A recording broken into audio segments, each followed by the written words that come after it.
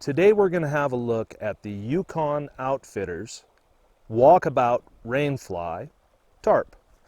This is a lightweight, inexpensive tarp from a manufacturer of all sorts of outdoor gear. This is meant to be shelter for hammocks and for backpackers and campers to carry as shelter. And the company that makes this, that's the sort of thing that they make. They make hammocks and tents and backpacks and duffel bags and rainflies, among other things. Again, this is a very inexpensive device. You can normally find these on Amazon, among other places. This particular one came from a website called Woot.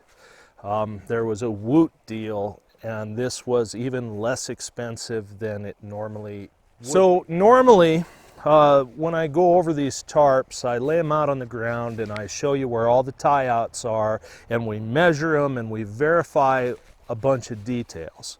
In this one's case, this is a much smaller tarp with not very many features, so we aren't going to go through all. Okay, let's start by having a look at the accessories that come with this tarp. The first one is the stuff sack that it's in, of course. It's about 3 inches of diameter and a little over 7 inches long.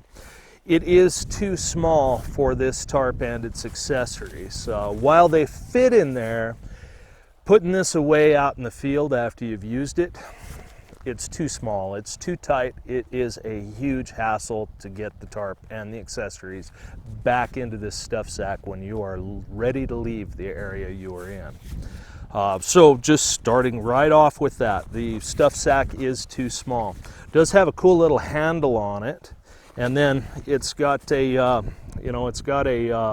pull tie with a nice keeper on there. That's all okay. I mean, this is kind of a nice design with the handle on it, I guess. If you want to just grab it, it's nice to have grab handles on things. It comes with this orange, and this is a woven reflective guy line. There are 4 pieces of 3-meter long string here. This is a nylon string, and you can see this silver probably in it. That is reflective, so that's kind of nice. But what I'm going to tell you right now, throw this away and replace it with something useful. This is about 3 millimeter thick nylon string. It is multi-strand, but it stretches. First of all, it's kind of stretchy stuff because it's nylon, and stretches more than paracord even in such a small diameter, and it just isn't very strong. I got a little mechanical advantage on one piece of this, and if we unraveled all of this, we would find one piece that is broken. I made a truckee's hitch, not a trucker's hitch, but a truckee's hitch, and I didn't pull on it very hard, and I snapped a piece of this string. The string does have these plastic tensioners like you see on many other guy lines. Those are okay, and they do happen to fit their size. It is kind of nice. Oftentimes you'll see holes in these that are too big for the string that comes with it. These are appropriately sized. The string, junk, discard that immediately, throw that away. The other accessory that this came with is this little stuff sack with 2 steel tent pegs. They're 6-inch long, bent over wire tent pegs. 2 of them. So, again, the way they mean for you to operate this device is in a diamond shape. So they figure that you'll have one corner tied to a tree, another corner tied to the other tree, and these will be for your shorter sides of your triangle to peg them down, I suppose. But 2 is kind of useless. But while we're here, the fact of the matter is the only tie-out points on this device are grommets in all 4 corners. There are no webbing tie-outs, there are no snaps, there's no anything. There are I kept one available here to look at. There are 4, and they are steel grommets. These do react to a magnet. They are a lot better than other grommets that I see in a lot of devices, and another tarp video that's going to be coming up here pretty soon on another inexpensive tarp. These are pretty solid grommets. They are steel ones. But those are your attachment points. There is a grommet in all 4 corners. And while we've got this like this, while we looked at the corner grommets, there is some reinforcement in the corners for the grommets. This is a kind of a plastic sheet. It's, I don't know exactly, it feels like garbage bag but thicker. That's really, you know, I don't know what this material is, and they didn't put it on their materials list, but this is a thin kind of plastic, you know, a little bit thicker than a garbage bag, but it feels like garbage bag plastic. That's what it feels like. The reinforcement for this grommet is a piece of webbing. Not very thick stuff. It's nylon. They didn't do a good job melting the end off of it. It's all shaggy on the edges. You know, it's a very inexpensive device, and you know that's one of the reasons why right there is the lack of features. There's only 4 grommets, no tie-outs, anything like that, and then you know the attention to detail is you know, not spectacular, but I'm not sure that you would expect it to be. Let's start pulling this out of its stuff sack a little bit. And that's, again, this stuff sack is too small. This is kind of a chore to get this tarp in and out of this little stuff sack. And while we're here, let's have a quick look at the fact that the center seam is heat taped. They did actually quite a nice job on the heat taping on the center seam. That's not going to show up in the camera very well the way it appears, but they did heat tape this seam and it is well done, the width of the seam. So that's actually pretty nice. The stitching on the corners and around the grommet for this reinforcement material, not bad, but these are long stitches. This is the least expensive way you could stitch something. You know, when you're doing quality stitches, each stitch is pretty close together. These are 1 millimeter or so apart. This was the least expensive way to use the least amount of thread possible. Not surprising considering the price. The hem is the same way, although I was surprised to see they double stitched the hem. Even some very expensive tarp makers don't double stitch their hems, but it could be that there was no other way to keep this intact with those long spread apart stitches other than double stitching it. At least that's my feeling for what I know about sewing these sort of things. All right, so I'm going to pitch this tarp, and I'm going to tell you a little bit of a story once I've got that done. We're going to talk about, I had an experience with this tarp in the last 3 weeks. And while I know that right now this sounds a little bit negative because this is an inexpensive, cheap, not really well-made device, it has some good qualities to it. And we'll get to that here in just a minute. Okay, so that's it for the accessories. Let's talk about the dimensions. This is a square tarp, even though it doesn't look like it when you lay it out. The way they did their center seam is kitty corner. This is a 7'3" by 7'3" square, but they did their center seam kitty corner, so when it's laid out in a triangle, it looks kind of like a kite. It looks like one side's a little longer than the other even, and it isn't true. It's an optical illusion because of the way they did their center seam. This story time, you know, I promised you about using this tarp. Just about 2.5 weeks ago, I was out in an area here in the Helena National Forest called Magpie Gulch. Big parts of that area were affected by a forest fire a few years ago, and some of that really has kind of remained a wasteland. You know, the forest has not recovered very well through there. It was a pretty intense fire. It did a lot of damage, and then I think afterwards the Forest Service followed up in there and cut down a lot of the trees that were still standing but were severely damaged. So trees are pretty few and far between in some pretty big swaths of that land up there. My point and purpose for my outing that day was I found a little box canyon up there that had a spring where water came right out of the rocks. I don't know, maybe a decade ago. I ran across a little spot that seemed pretty secret to me. And I wanted to relocate that, and I have a good memory of where it is, but I don't know if that spring runs year-round. You know, I don't know if that water's reliable in the heat of summer, so I was going to go find out.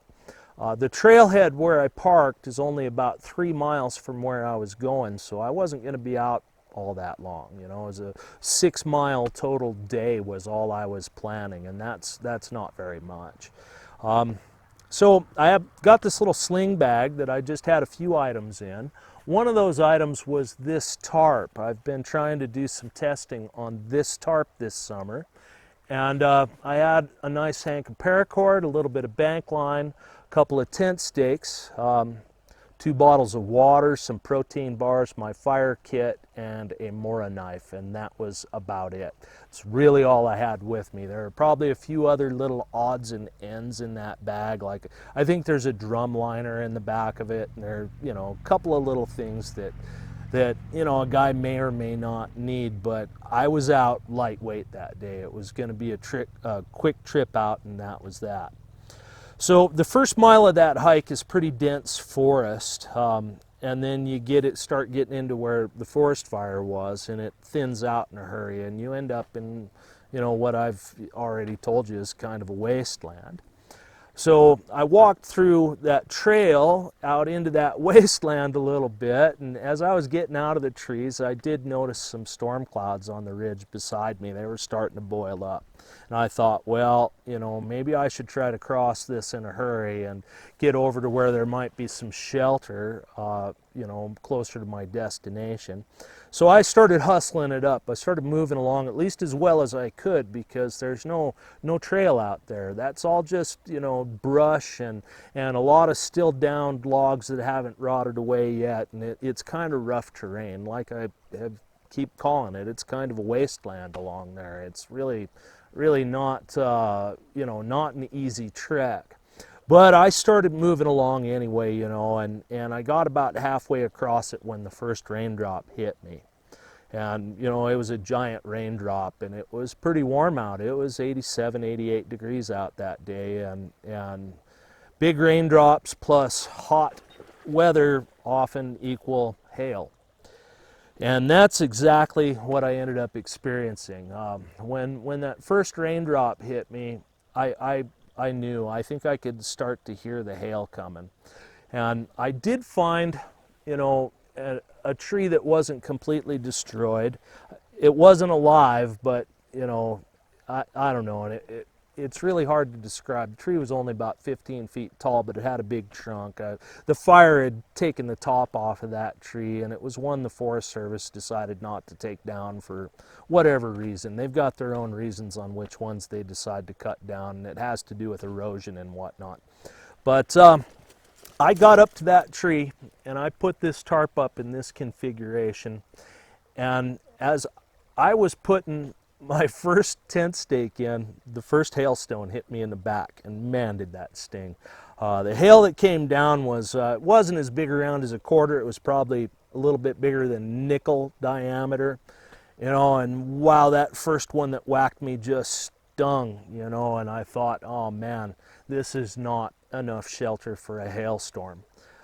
So I finished putting it out in a plow point like this, in this diamond configuration. You know, I'd already strung a ridge line through it, and that's how it is right now. I tied forward part of my ridge line to the tree, tied the back to a tent peg and sunk that, and that was when I got hit by the first hailstone.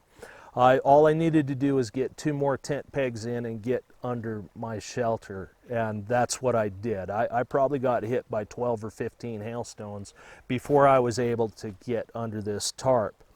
And wow, yeah, that hailstorm was thunderous. My ears are still ringing from it.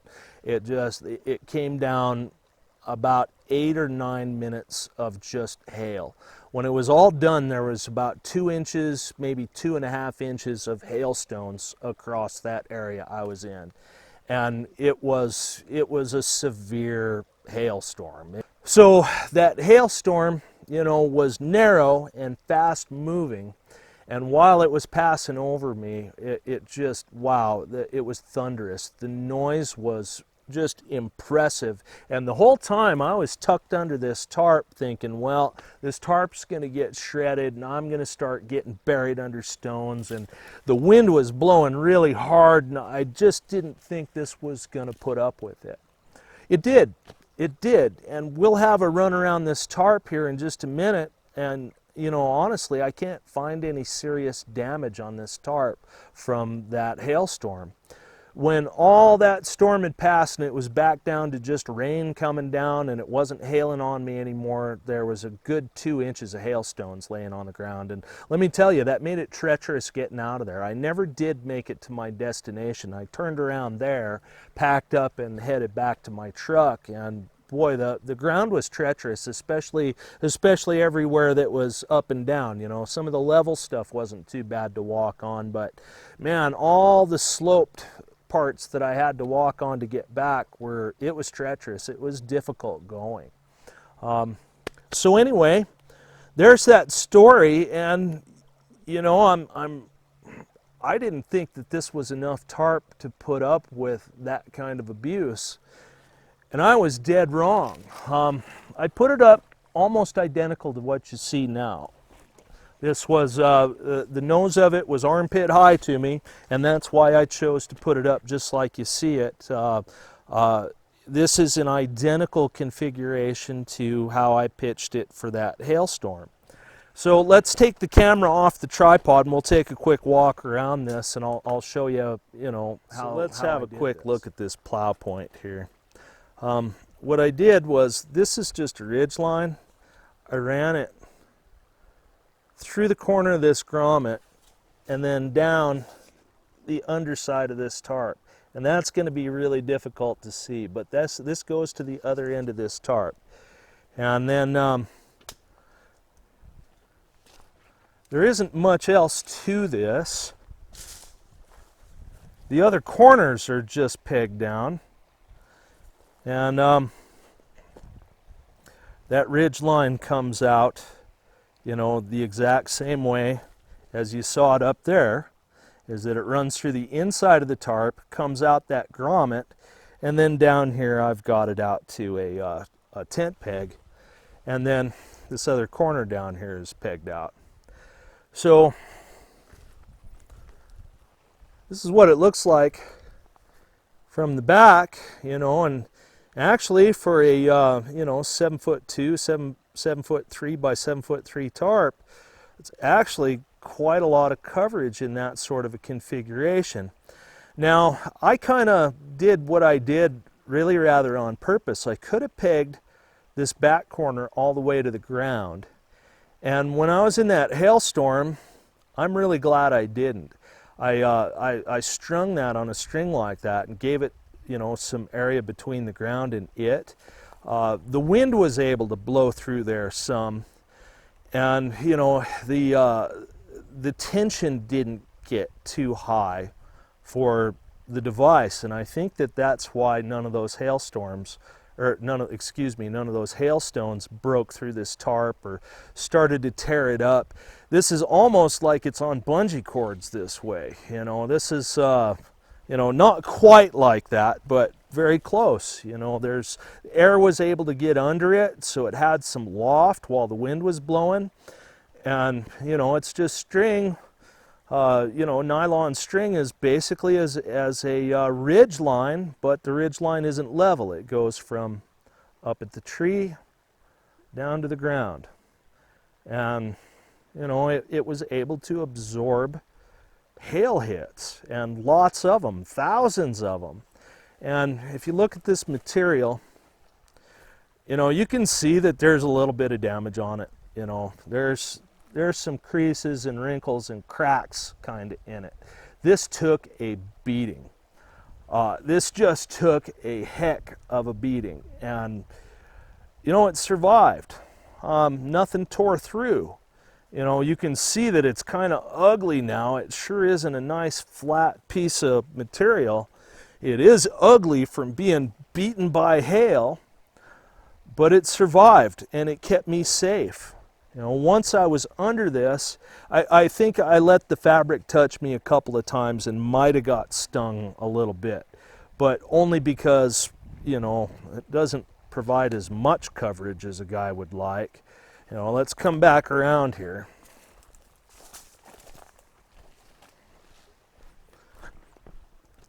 Getting right in here. In fact, I think I'll put the camera back on the tripod, and then I'll crawl in here, and you can kind of see, you know, how big this is compared to, you know, a full-grown man. Okay, so, you know, the amount of coverage you can expect to get from, you know, kind of an odd little tarp like this, a square tarp that's, you know, laid out as a purposeful diagonal. You know, it kind of looks like a kite when it's laid out on the ground. It's actually surprisingly quite a lot of coverage. Now, while I was experiencing that storm, I'm going to tell you that these sides were coming down on me, and the hail was piling up on it, and you know, it was getting all wet, and the walls were closing in. There was big wind that would just pop it up every now and then, and it, you know, yeah, your living space gets a lot smaller when hail is piling up and hitting this, and the wind is blowing it this way and that way, and yeah, the living space was a lot smaller than you see me sitting here being able to reach all the way out like this.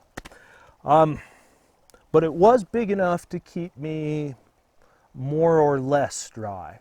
I did not stay entirely dry during that storm. I won't say that I did, because I sure did not. A lot of water came down that tree I tied to, came in my ridge line, ran down this, and, you know, kind of spread out all over the place. Water and hail came in underneath my back edge and one side edge. The way it was coming in was kind of this way, and water and hail came in under that. When all of it was all said and done, this material was all pretty well soaked, inside and out. But I wasn't in too bad a shape.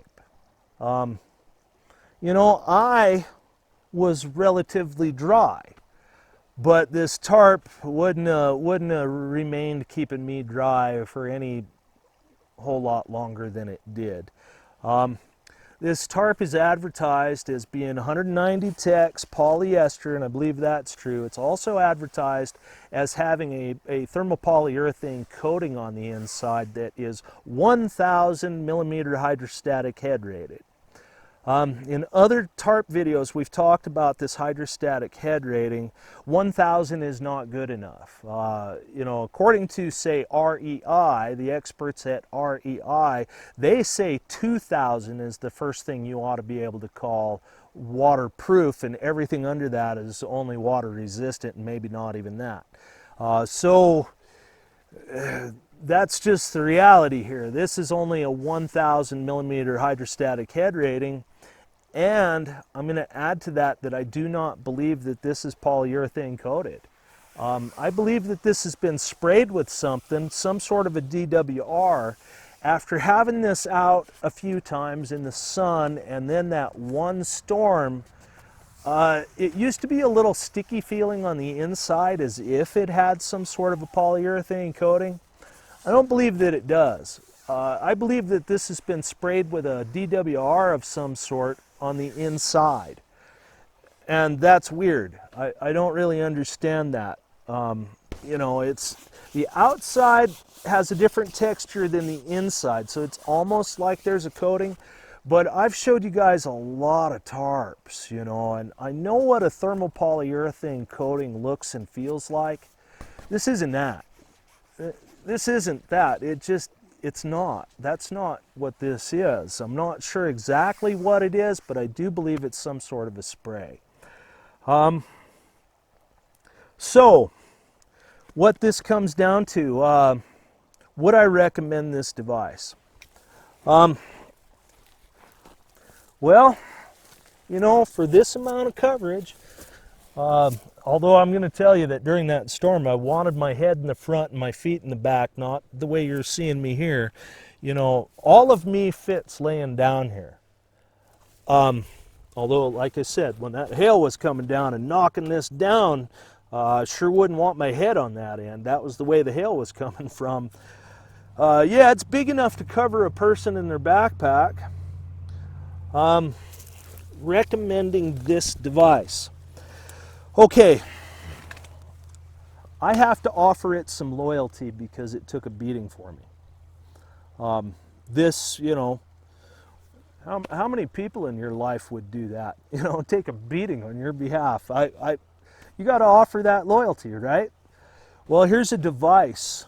You know, here is a device that took a beating on my behalf, and it survived it, and it's still in my kit, and I think it could probably take another beating just like that for me if it had to.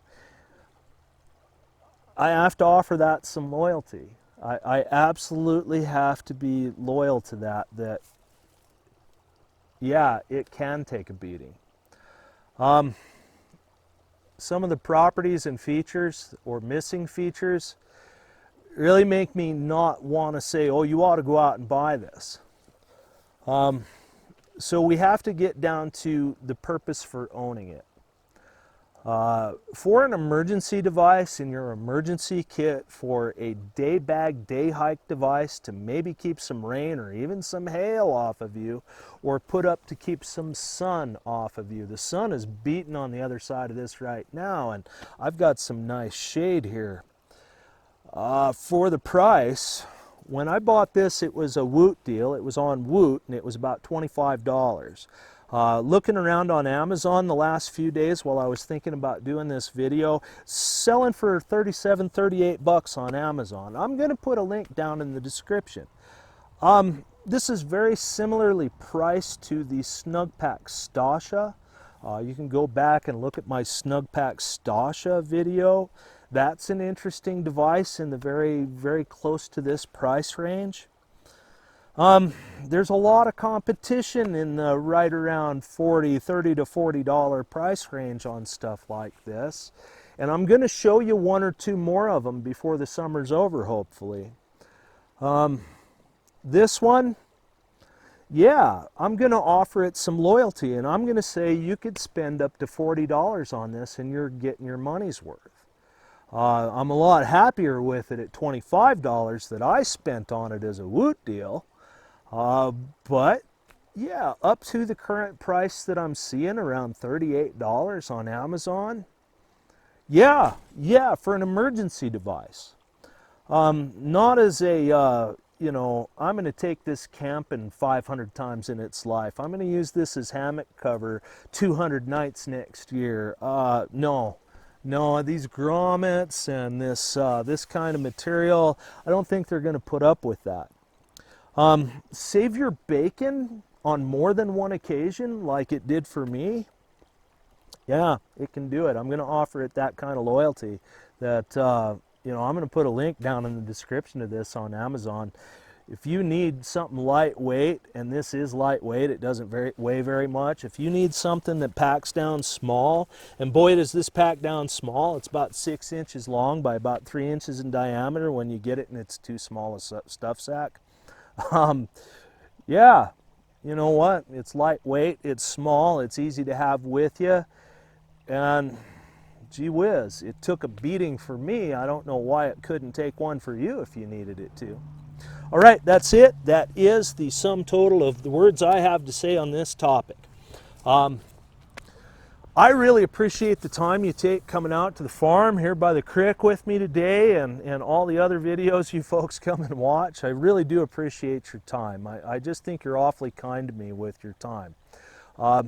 you know, if this topic is interesting to you, I've got a bunch of tarp videos behind me on similar but mostly much more expensive devices. I'm going to do a couple more inexpensive tarps, you know, here in the near future, I think, and show you some of those sort of devices. I found a couple now that I think are worthwhile. Other than that, you know, if this information was useful to you, I appreciate it if you give me a thumbs up down there. You know, if you want to see some more content like this and you're not currently a subscriber, I do have some more coming up, and there's quite a lot of this sort of content behind me. So, you know, think about clicking that subscribe button. Other than that, that's it. I really hope the rest of your day goes really, really well. Bye-bye now.